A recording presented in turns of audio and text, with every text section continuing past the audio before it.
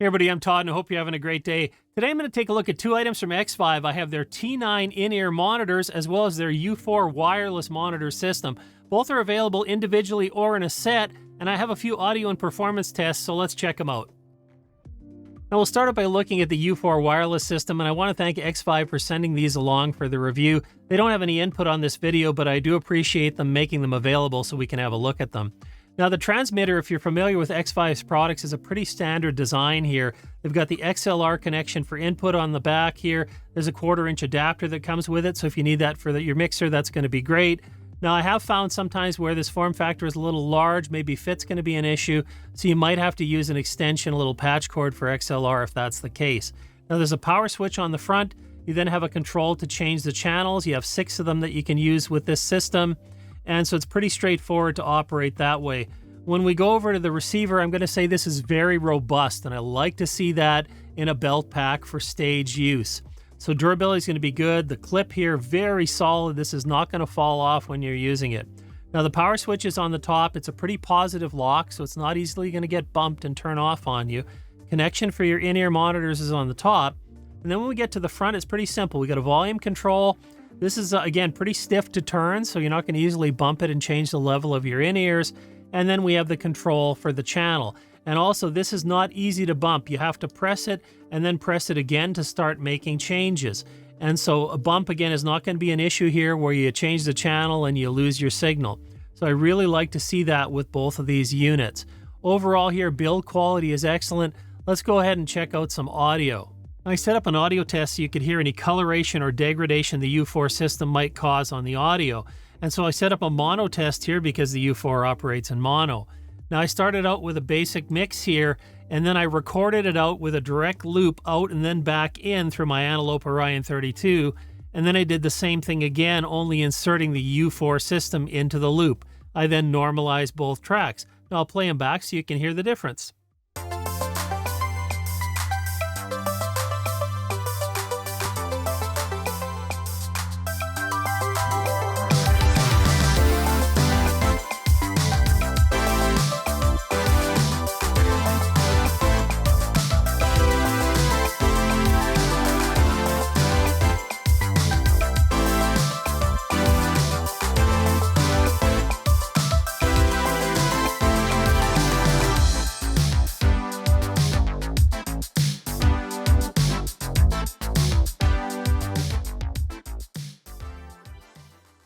Now I'll leave it up to you to decide whether you can hear a difference between the direct loop and the loop made through the U4. But so that we can have a visual, I've created this graph where on the logarithmic basis, you can see the lines follow each other pretty accurately across the entire frequency response range. Notice that the direct loop continues on beyond 20K versus the U4 loop cuts off there because the frequency response is 20 to 20,000 Hertz on the U4 system. Now the linear analysis, again, just a little more detail, granularity in the upper frequencies. But as you can see, there's very, very little difference, if any, between the two loops. Now, I'll highlight a few features of the U4 system. First of all, it's a 24-bit system that operates on 2.4 gigahertz and offers 6 channels. Now, in the configuration I'm using it here, I have one transmitter and one receiver, but in fact, you can connect multiple receivers up to the same transmitter, all on the same channel. But it also lets you use the 6 channels simultaneously, in which case you can go ahead and run multiple transmitters, multiple receivers, and create quite a complex audio monitoring setup in your live gig or even in a studio. So a lot of flexibility with this system. The battery life's pretty good, about 5 hours a time, charges up in about 2 hours from completely empty to completely full. So you're going to get through most concerts with this. You won't get through a whole day in a studio with it unless you're turning it off and on, so just something to keep in mind. But for most sessions, you're going to be just fine here. Now take a look at the T9 in-ear monitors. They're as what you would expect. They have the typical loop here. This is a standard 2-pin cable, so you can change this out. You can do different things with it. They come with a lot of different tip adapters, as you can see here. Really, there's silicone, there's also foam, so you're going to find something that fits you, I think, here very well. Now the cable is, of course, quite short, and the idea is that it's designed to hook up to a belt pack. So you can run an extension if you need something longer. I do like that it has this little slider so you can tighten up and have this fit around your neck as you would like it. So that's a really good thing. I found them to be pretty lightweight, comfortable to wear for a long time, and the cable seems to be of a good quality. It's pretty thin, pretty light, but I think it's going to hold up. You also get an adapter here if you want to plug these directly into 1/4 inch, and there's a brush for cleaning as well, which is really nice. You also get this case. It's got a little pouch here to hold the accessories in it and put your in-ear monitors in here. It's a hard case, so nice for transporting. There's going to be no issue here if you want to move these around from gig to gig. Now, I've set up a few audio tests for the T9 in-ear monitors, and unlike the U4 where everything comes through in mono, I'm going to test the T9s in stereo because they are available separately and you can have them connected into other sources. And so looking at the test setup, you'll see that we're going to have a direct or looped example, and we're going to compare that against one recording made through the binaural microphone. So let's start out with music.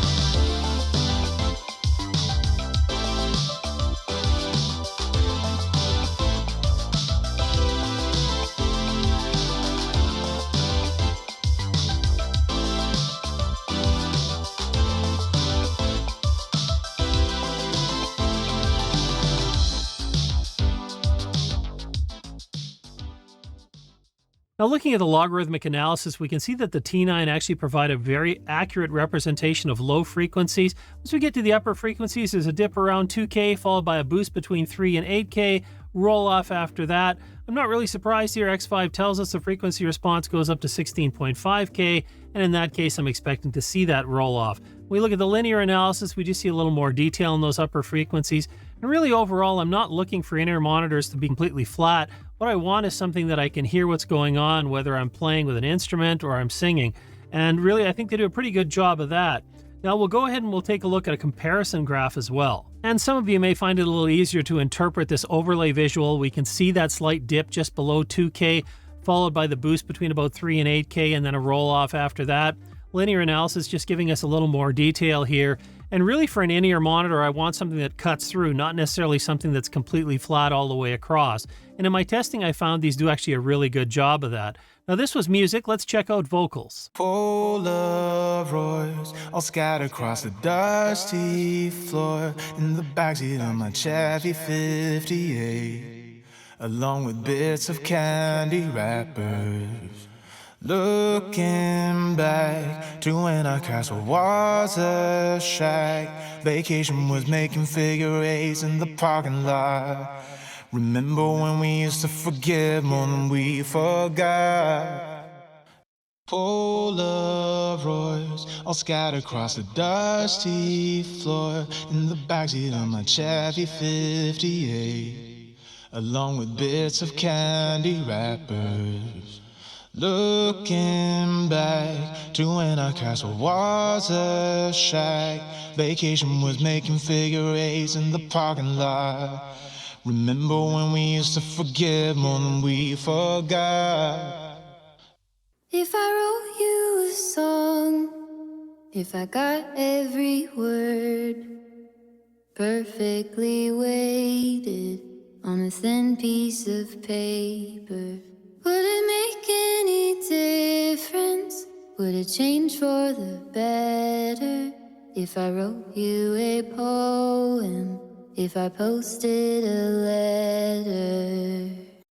If I wrote you a song, if I got every word perfectly weighted on a thin piece of paper, would it make any difference? Would it change for the better if I wrote you a poem? If I posted a letter?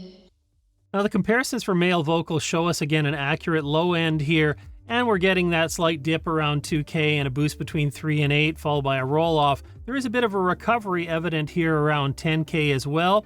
So really performing about the same as it did with more of a full spectrum from music. And when we go over to the female vocal, we're seeing this again. Female vocals tend to have a little more emphasis on those upper frequencies, but we're still seeing pretty much the same pattern of frequency response. Now, I won't spend a lot of time on the specifications for the T9s. We've already heard them, and that's the most important thing. Just looking at the specs, the thing to know is that these will work with pretty much any system you have. Of course, they come as kind of a match set if you buy them with the U4, but you can get them on their own and use them with any gear that you have. I'll leave a link in the description below if you want more details than what I have on the screen. Now that we've ran a few tests and you've had a chance to hear both the U4 and T9, I'll give you my final thoughts, and I'll start with the U4 system. I find the U4 to be very competent. I did a number of tests beyond what I shared in this video, and one was a stress test. I wanted to go beyond what you would get even in a standard kind of concert situation, and so I took a portable recorder with the U4 system to my local shopping mall, went into the food court and set up the portable recorder, and then I walked around the food court while listening to music. I tried a few different channels, went out to about 90-100 feet, so I wanted to test the range. And this is a challenging environment. There's a lot of people in there using cell phones. There's a lot of RF and EM interference going on in there. So that's the kind of environment where a wireless system is really going to struggle, if it's going to struggle. And I did not have issues with dropouts or cutting out. So in my test, it worked really well. I didn't go out to 200 feet or otherwise. It's not spec'd for that, and I wouldn't recommend you do that. Ideally speaking, you're on a cable and you put the transmitter on the stage so it's nearby to everyone who's performing. And if you're using it in a studio, you're going to be really close, so it's not going to be an issue. Now, the audio performance itself, if you could hear a difference between the U4 loop versus the direct loop in my test, that's up to you. But again, this is not for mastering, this is for monitoring. And based on the graphs that I did after, I'm going to say it's absolutely close enough and didn't impart any coloration that I think is an issue. Now, in terms of the T9s, I also found it to be a pretty good in-ear monitor system. They're not going to have the comfort of a custom in-ear monitor set that you might get, but they're not designed to be that. They do include quite a number of adapters to wear, so you got silicone and you got foam, so you're going to find something that fits your ear canal, I think, very well. The cable is quite short, but it's designed to hook up to a pack that you would wear on your belt. You can always use an extension if you want to hook this directly into an audio interface or a mixer. Now, also the belt clip on the U4, I'll say, was very good. It's nice and firm and tight. It's not going to fall off as you're walking around playing on stage. Even if you're the most energetic vocalist, you're going to be fine using this system. You won't have issues that way. So overall, I'm going to say both worked very well in my tests. I'll have more information in the description below. And of course, if you're looking for other options for in-ear monitors, headphones, wireless, check out one of the videos on the screen. You know I appreciate you joining me. I hope you have a great week, and I will see you next time.